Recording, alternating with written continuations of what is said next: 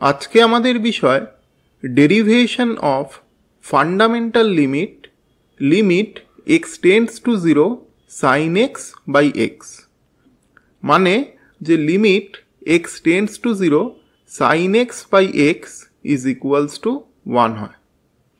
তো দেখা যাক।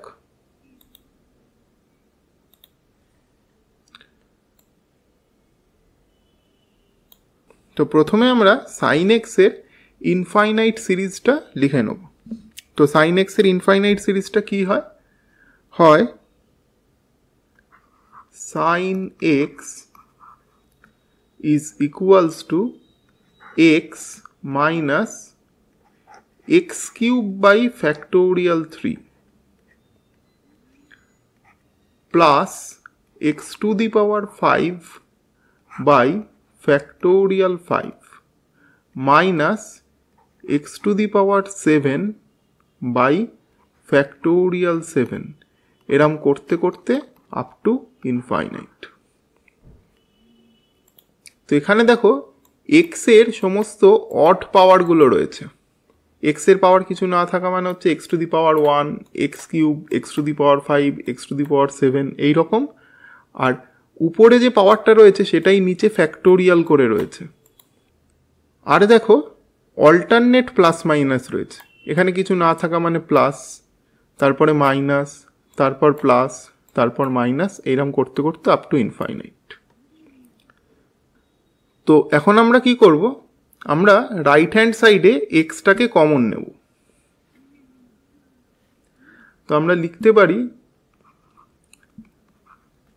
sin x is equals to, এক্সটাকে কমন নিলে ভেতরে পড়ে থাকবে ফার্স্ট টার্ম থেকে 1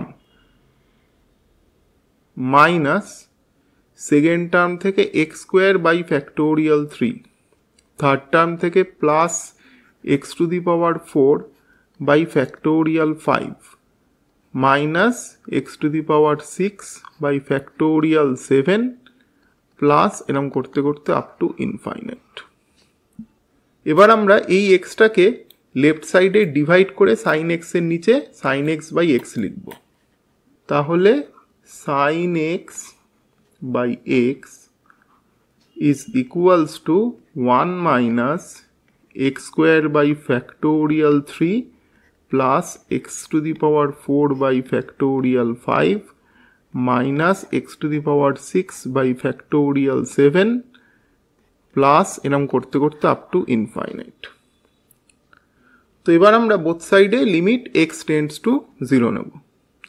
তাহলে লিখতে পারি limit x tends to 0 sin x by x is equals to limit x tends to 0 1 minus x square by factorial 3 plus x to the power 4 by factorial 5 minus x to the power 6 by factorial 7 এরকম করতে করতে up to infinite.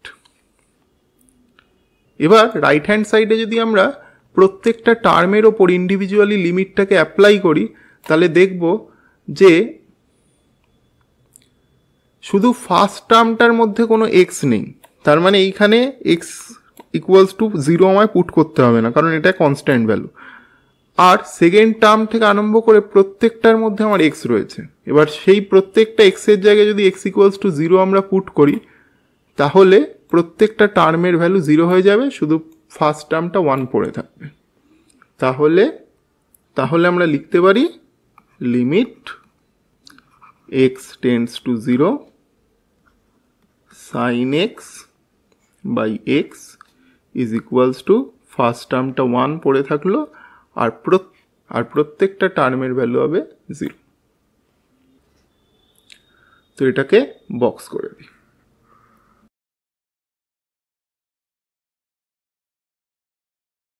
তো আশা করি প্রুফটা তোমরা বুঝতে পেরেছো।